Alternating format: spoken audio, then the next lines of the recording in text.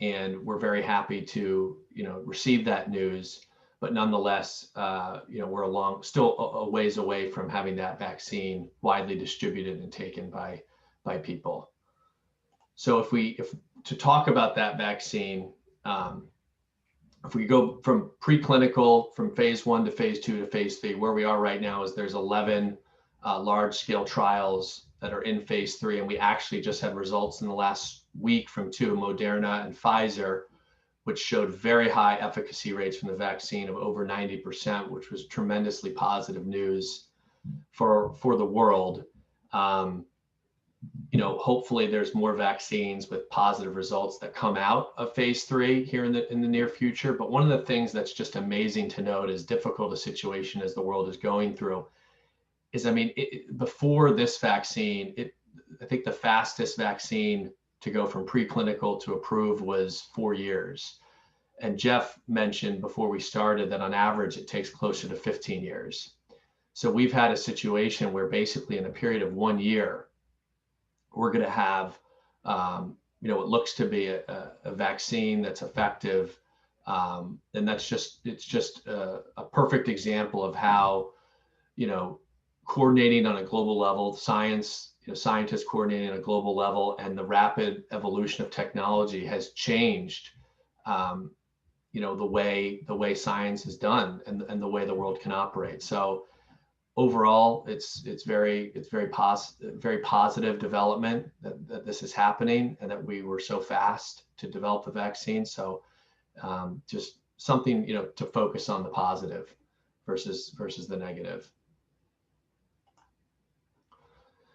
Kind of tied in with that, the speed of which the vaccine was developed, we want to, one of the things we've been keeping our eye on is the acceleration of technology adoption throughout the coronavirus. And when we looked back and did some research, what this shows is basically going back to the late 1800s, the first commercially available year for various technologies that were developed. So what it shows is basically how many years until 1/4 of the American population was using this technology. So in 1873, electricity was the first year that electricity was commercially available, and it took 46 years before 1/4 of the American population had electricity in their house.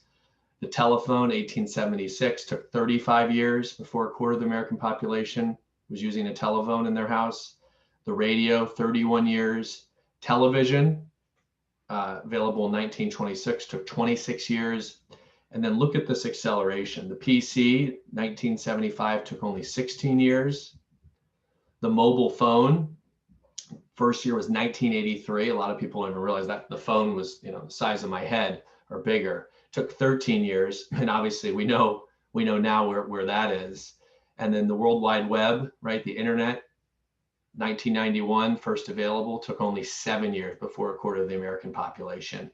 And this trend has just continued to accelerate. And we're looking at 2020. It's kind of amazing, if you look back even 20 years, how much technology has changed the world. And again, we think we're just at the beginning of this next kind of technological revolution that we're undergoing, which we're going to talk about here. So here's another way to look at the acceleration of technology adoption, the time to reach 50 million users, okay? So at the top, you see the telephone, right? Took 75 years to reach 50 million users. Automobiles, 62 years. Electricity, 46 years. Credit cards, 28 years. Let's move forward. Mobile phones, 12 years. The internet, 7 years. Facebook, I remember when Facebook was started, 2005, it took only 4 years to reach 50 million users. WeChat, which is a messaging system from a that's offered through a company in China called Tencent, took only 1 year to reach 50 million users. And then a digital game called Pokemon Go, which you may have never heard of, but it is very, very popular around the world, took only 19 days to reach 50 million users. A good example of how fast technology is changing is in a lot of these emerging market countries like China and India and Southeast Asia and even Latin America. the population is going straight from pre-PC to not having a PC and going straight to the mobile phone. So unlike in America where we had the PC and then there was the mobile phone, they're just leapfrogging the PC, going straight to the mobile phone, right? And they get essentially, it operates as their computer, their phone, their everything. And so this is not just a US phenomenon, this is a global phenomenon that is happening now. So the smartphone obviously is kind of the centerpiece of a lot of this in terms of how we operate. It took from 1996 to 2012, it took 16 years before 1 billion people had a smartphone. And then from 2012 to 2016, it took only 4 years to double, to go from 1 billion to 2 billion. And today, when we looked in 2020, there's a little over 3.5 billion people. So about 50% of the world's population. So still a lot of room for growth where people are using smartphones. So basically, from 2012 to 2020, it went from 1 billion to 3.5 billion. So if it's showing you the exponential nature of technology adoption and smartphone adoption. And of course, if you think about what you can do with your smartphone, whether it's doing a Zoom call or tuning into this webinar, to ordering groceries, to listening to music, to listening to a book. I mean, it's basically a centerpiece of our life and how we're functioning. And that we realize that has good implications and bad, but from an economic standpoint, it's very, very powerful. So this is just another way to drive home how fast things are changing. What you can see here is, this is in the US. This is the e-commerce penetration as a percentage of all retail sales. So what you're looking at here is, if you go back to 2009, it says 5.6%, meaning of all the retail sales that occurred, 5.6% of them occurred via e-commerce. And that trend grew at about 1% per year, as you can see here, all the way through 2019, where the US e-commerce penetration was 16%. In the first 8 weeks of COVID lockdown, e-commerce penetration jumped to 27%, more than 10% increase. In other words, in 8 weeks' time, it accounted for the previous 10 years in terms of how much more e-commerce activity was occurring. So if that doesn't, and of course, that was largely driven out of necessity, not choice, but it's still incredibly significant because the infrastructure was in place for that to occur.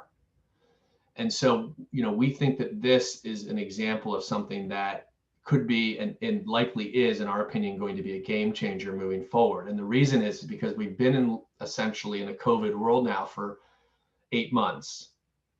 And it's probably going to be a while further until we're in a post-COVID world. But in terms of how people's behavior changes from a psychological standpoint, habits take about 2 to 3 months to form. And so if you give this some thought, this rapidly increased, to e-commerce penetration of 27 to 30% of retail sales.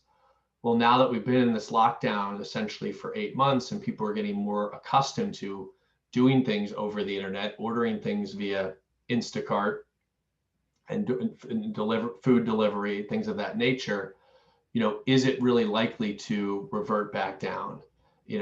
And our opinion is no. We're not saying it's going to keep going at this rate, but we think this has started a new baseline, and that the essentially what was inevitably going to happen over maybe a 5 to 10 year period is now being accelerated into a 6 to 12 month period. And so that's why this is so significant. And this is further proof of that this is happening. So what we're looking at here is cloud infrastructure as a service. And what that basically means is Amazon and Microsoft and Google have massive computer servers that they operate, that they essentially have such scale that they're able to rent out those computer services, those computing services, to other companies, government and private sector. and the rate of growth on those cloud computing services is in the double digits, not just double digits, but Amazon Web Services, AWS, is growing at basically 33% per year. And Microsoft Azure and Google Cloud are growing at a whopping 62 and 67% per year. And these businesses are already in the tens of billions of dollars. So the fact that they're growing at this rate shows that the demand for these services is immense. And what's happening now is you have AWS and Microsoft Azure and Google Cloud, and then you have companies being built on top of it. And a perfect example of that is what we're using right now, Zoom. Zoom, I believe, primarily uses AWS. So what's happening is AWS and Microsoft and Google have laid kind of think of it as the roadway, the infrastructure. And now companies are being built on top of that infrastructure to provide additional services. And it's been happening, but the acceleration of it as a result of COVID is just immense. And it's not just a US phenomenon, it's happening around the world. Alibaba Cloud is Alibaba is one of the largest companies in China, and that's their arm that deals with the cloud. So this is really at the forefront of this next kind of technological revolution is these cloud services. So another thing obviously that happened is the election, which was big news. We realize that things are not completely ironed out and definitive there, but we have somewhat of an idea of what's likely to happen. It looks like Biden is going to be the next president, and barring kind of an unusual, win for the Democrats for both Senate seats in Georgia, it's likely that there's going to be a divided Congress. And so I think the first thing when we look at that to notice is that it's unlikely to see major tax changes, we think, in 2021 because of the split between the White House and Congress. And also because the economy is so fragile right now as a result of the coronavirus, the first order of business is going to be to get the virus under control, to pass a stimulus bill, to get money into people's pockets, maybe an infrastructure bill as well. To the extent there is tax relief that's passed, we think it's likely going to be to help, especially retirees. There's already a bill sitting in the House right now, potentially moving the required minimum distribution age from 72 to 75, adding increased catch-up contributions for those over 60, potentially removing the SALT deduction cap of 10,000, which would obviously allow people to deduct more of their expenses on their tax return, increasing the child tax credit, and again, giving people more flexibility of accessing funds from their IRA. What a lot of people had worried about, and which could still happen, but unlikely to happen until there's a post-COVID world, in our opinion, is these more significant changes down here. There's been talk of getting rid of the step up in basis at one's passing, which obviously would have significant implications for a lot of our clients, because now, if they have a low cost basis stock and they pass away, the kids would essentially inherit that low cost basis versus getting that step up at death. There was talk of increasing the capital gains rate all the way up to 39.6% for household incomes of greater than $1 million. That's likely off the table for in the near term, and then completely reversing the Tax Cuts and Jobs Act estate tax exemption amount, going from the 11 million back down to about half of that at 5.5 million. I mean, if anything were likely to happen that Biden would be able to get through, it's probably that one, in our opinion, but even that's probably going to be tabled for the time being, which just gives us another year or two of planning opportunities. Again, we still obviously don't think it's likely income tax rates are going to be going down. So what we've been talking about on Roth conversion still remains an effective tool for income tax planning and potentially estate tax planning. And don't forget that in 2025, the Tax Cuts and Jobs Act, it's set to expire anyway. So it's possible that Congress is just going to move quicker to make some of those eventual sunsets, occur ahead of time or sunset ahead of time. So we'll continue to keep an eye on things relating to, policy actions and things of that nature. And we're happy to discuss thoughts you have. But this is kind of where we are now, in our opinion. And one thing to keep in mind is when we looked at who was in office, right, whether it's a Democratic presidency or Republican presidency, what we looked at is if you go all the way back to 1933 to 2019, there's a lot of hype around, who's in office and what's going to happen in the market. And it does have some impact. Certainly the president can steer the direction of the country and affect the economy. But interestingly, you have to keep in mind what's going on in the credit cycle, the business cycle, the underlying cycle that's occurring. And right now there's a massive technological revolution that, we don't think either party is going to be able to stop. It's really a global phenomenon, nor should they want to. But this just looks at the return. So average annual return in Democratic presidencies historically has been 14.6% annualized. Republican presidencies, 10.5% annualized. Now, what we did was we looked at a 1-year lagged return, which basically means, okay, they were elected, but then before their policies went into place, it took a year. And what's interesting is you see very similar returns. So simple statistics, of stock performance by political party can overlook the underlying economic cycle and skew results. Policies do take time to implement, but largely what we've seen and what we would expect is that the returns of businesses are going to, we believe this trend will continue, where it won't be largely affected by whether it's a Republican or Democrat in Congress. This is just looking a little bit deeper at the same thing because we had a lot of clients who had questions about this. It's looking at a Democratic White House with a split Congress. You can see the return was about 13% per year going all the way back to 1933. Republican White House with a split Congress, 14% per year. So the bottom line is, we didn't see anything that was statistically significant to show, if one party is in control versus another, that the returns are going to be markedly different. So it's funny when we have reviews with clients, and we've been doing a lot of them recently. A lot of clients say, well, I haven't even looked at my accounts in the last 6 months because there's been so much volatility. And that's not always a bad idea. Sometimes just not looking or avoiding it can be a better strategy than obsessing over it on a monthly basis. So what the point of this graph or chart is to show you returns over various time periods. And of course, the longer the time period, the bigger the result.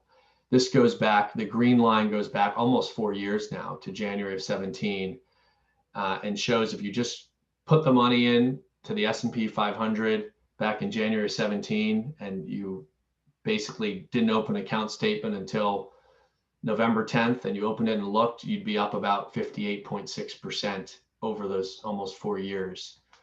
Now, along the way, there was significant volatility. I mean, you had the China trade war, global concerns, right? The market really sold off sharply at the end of 18. And then, of course, if you look at the coronavirus, at the onset, you had the sharpest sell-off in the history of the market.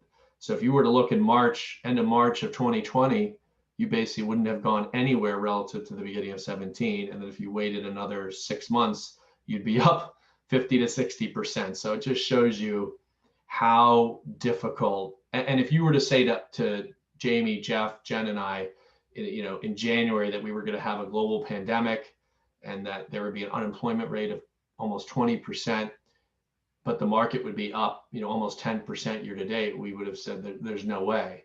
So the point is that while it's much easier said than done, you have to try really, really hard not to let the news headlines and the short-term events affect your long-term investment objective and strategy.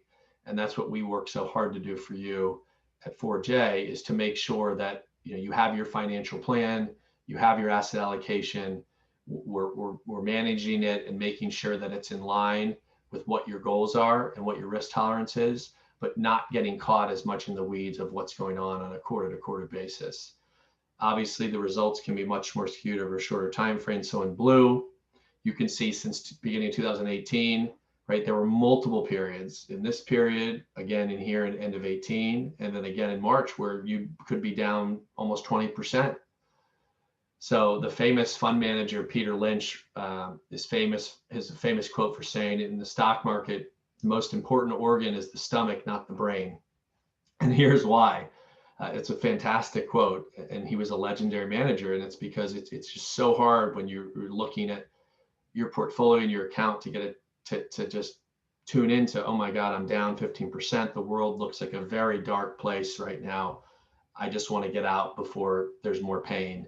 And so having the right asset allocation, understanding why you're invested the way you are is so critically important, because obviously we've had an incredibly robust recovery, which, a lot of clients have said, how sustainable is this?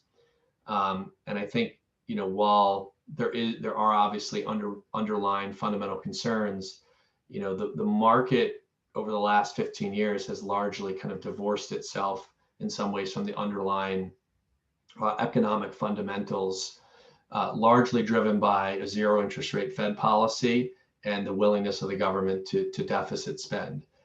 Both of those things, can be an issue and can be concerning.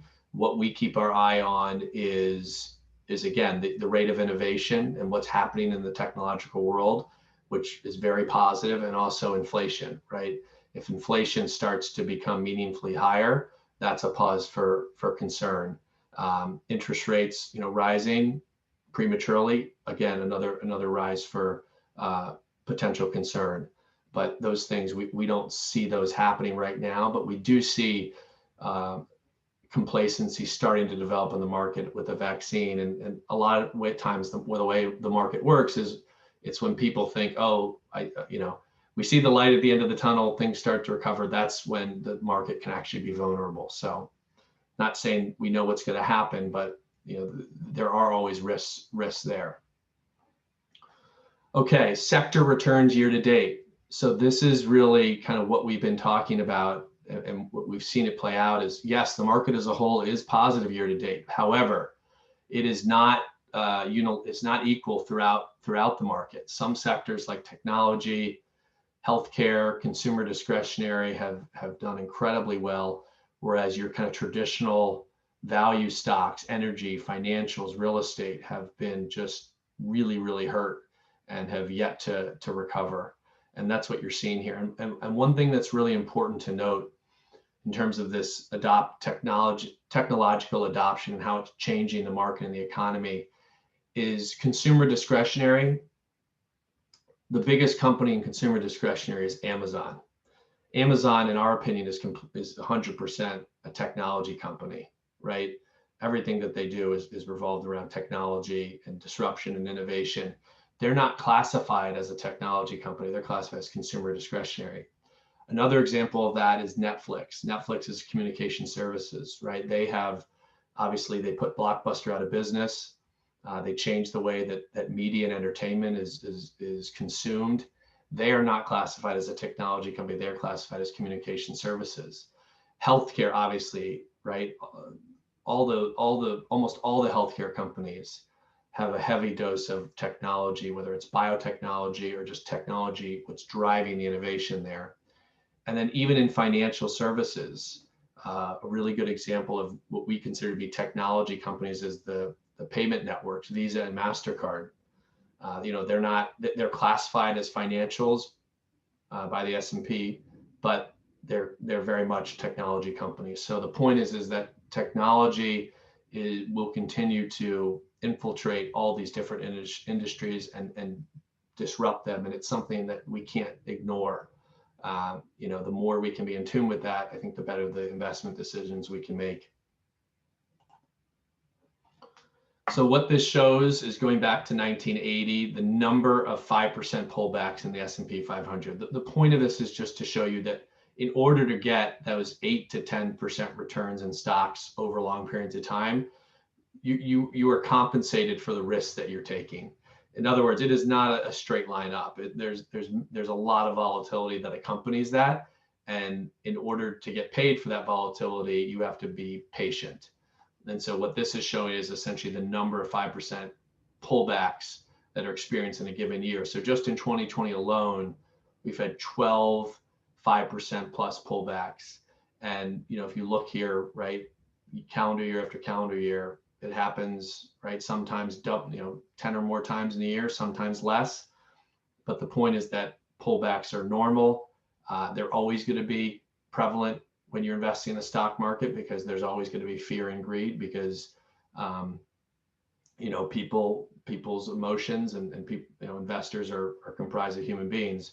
They're going to get overly optimistic and then overly pessimistic, which gives rise to stock market volatility. So it's normal. It can be actually healthy. Another thing to look at is correction. So this is a little bit more extreme than just a pullback. A correction is when the market goes down by more than 10% from peak to trough. And this is looking back to World War II. This has happened more than 24 times. The typical or the average correction is about a negative 14.3% and takes about 5 months to occur. Sometimes, obviously, the most recent one was a lot faster. As you can see, right, a lot of times it starts slow and then it really accelerates.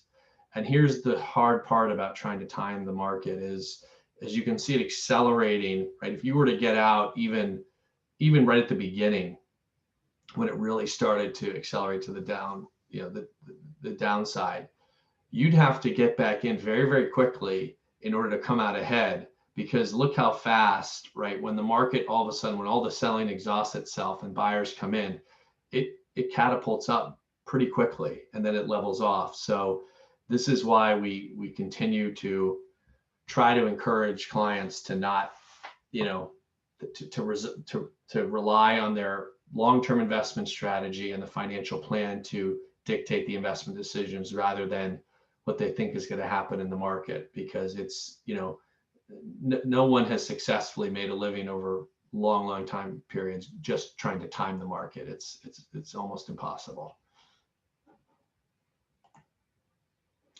So the other part of the equation that's going on right now, which we think is fueling stocks higher, is interest rates. Interest rates have been dropping basically going back to the early 1980s for the last 40 years. And that trend has continued. I mean, a lot of, if you were to go back to 2008, 2009, during the great financial crisis, there was a tremendous number of people who thought that you see interest rates in double digits within the next 5 to 10 years. And of course, that has not happened. Despite all of the deficit spending that occurred, interest rates remained very tame. They did start to tick up 2018, 2019, but ticking up, right? The Fed started raising rates, but the 10-year actually really didn't increase. It stayed at about 3.5%.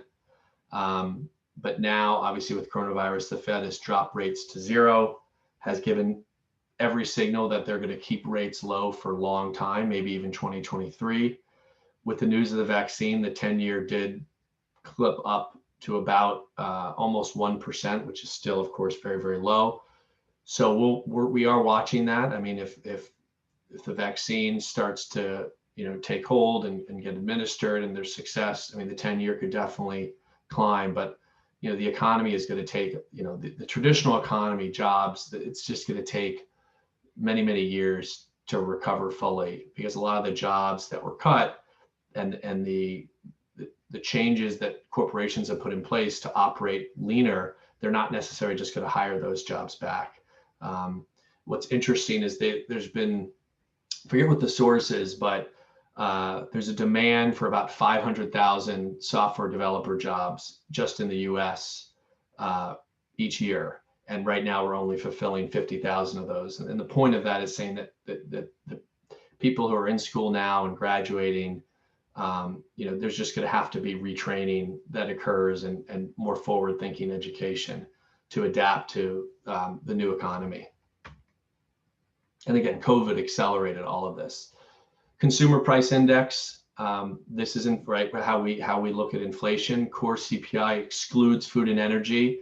which smooths out a lot of the volatility. So if we exclude food and energy and just look at CPI, you can see that it's basically at about 1.7% and has really been in the 1 to 2% range going back to the early 2000s.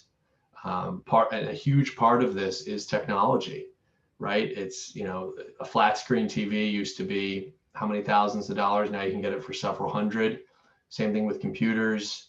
So technology is helping, I think, to keep inflation more in check. Even energy, right, with the invent of fracking, and I realize that's a politically charged issue, but that has helped keep the ability to get access to oil and gas much less expensively.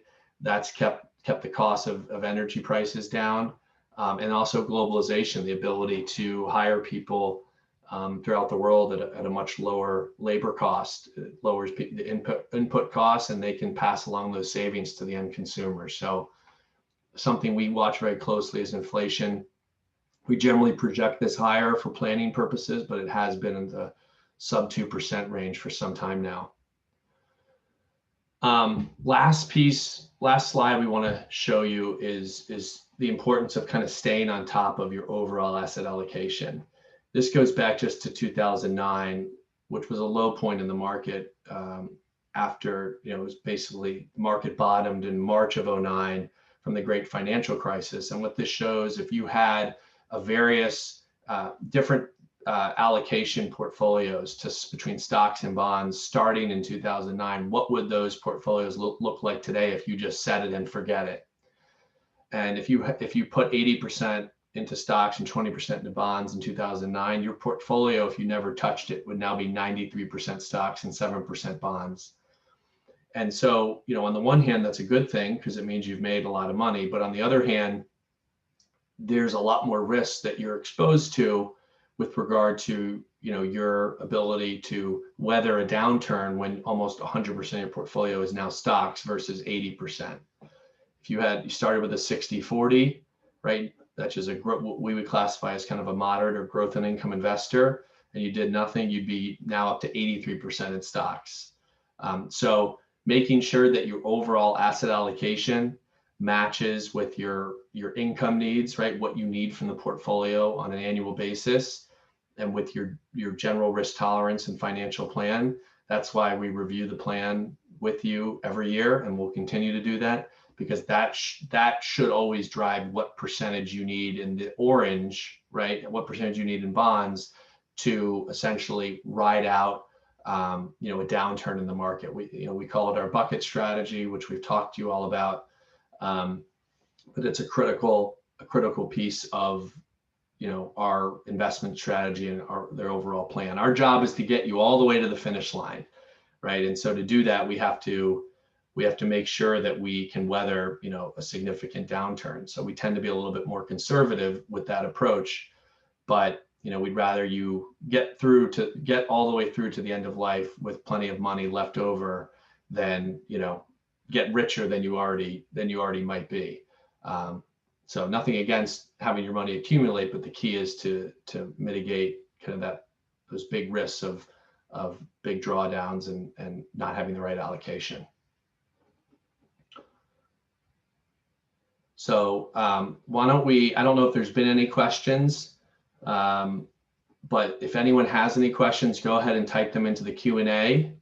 And if Jamie or Jeff have been answering and they want to bring up any questions for discussion that we can talk about in more detail, that now would be a good time to do that.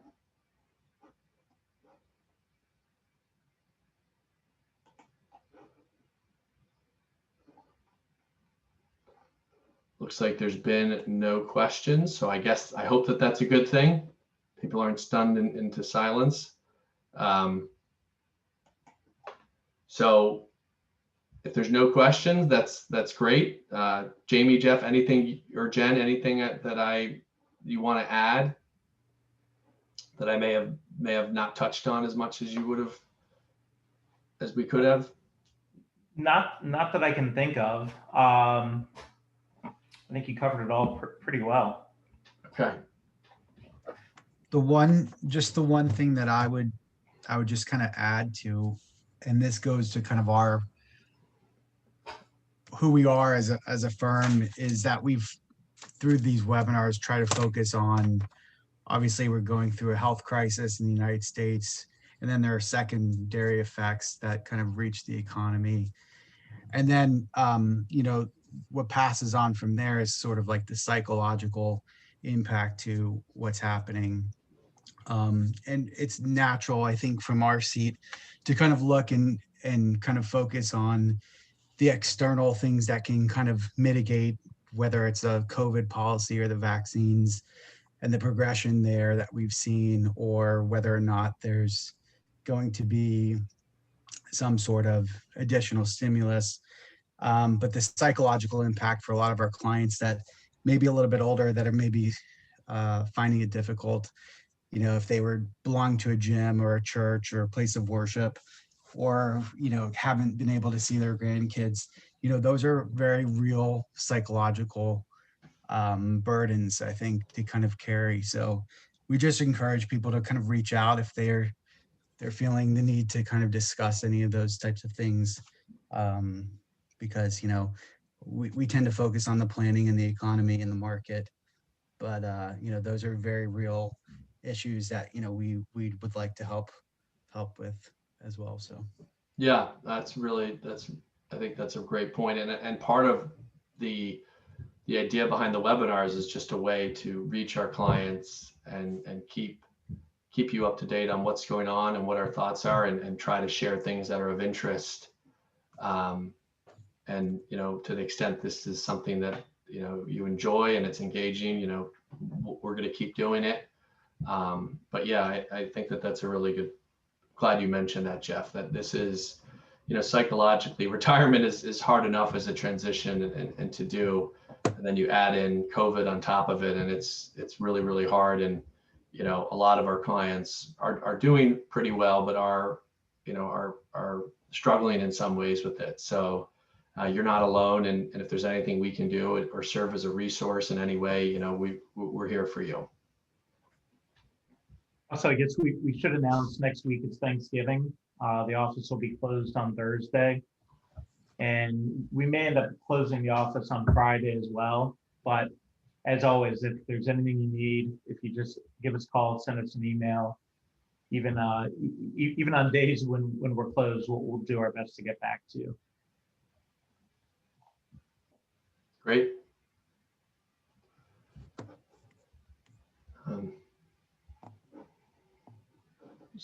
I see something in the chat box. Just Jen saying she's muted. Nothing to add. Okay, great. All right, thanks everybody. We'll see you next time. Well, actually, Josh, there is a question. Okay, great. I don't know if you can see it, but where do you see the economic policy on China going in a Biden administration? Can you repeat the question, Jamie, one more time?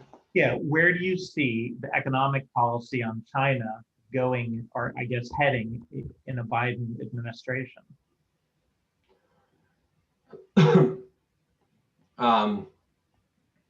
I think it's largely going to be, and we can each answer this, but I mean, Biden has indicated he's going to be tough on China, and I think he's largely going to pick up where this current administration left off.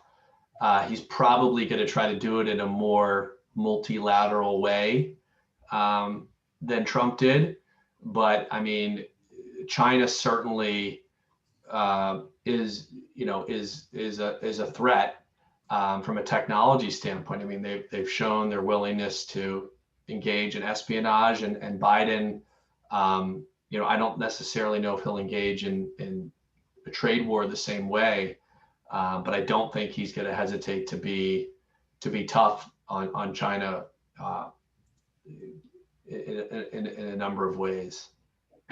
Yeah, I would just add there that one thing that I think is really bipartisan is the reaction of the U.S. and really throughout the world to what it appears that China is doing to Hong Kong in terms of imposing imposing new law, imposing their will on Hong Kong. That's going to, really bring about I think a bipartisan response from both Republicans and Democrats.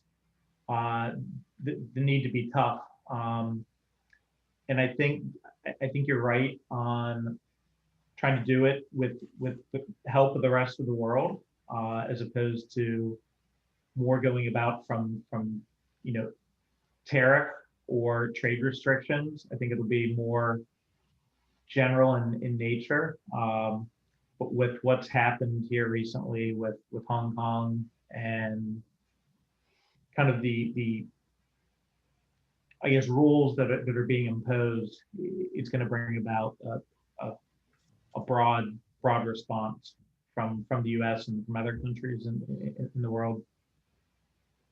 And it's possible we see something, people are calling it the splinter net, where essentially you have two internets, right? You have kind of the US and the Western world, and then you have China with Alibaba and Tencent and Baidu.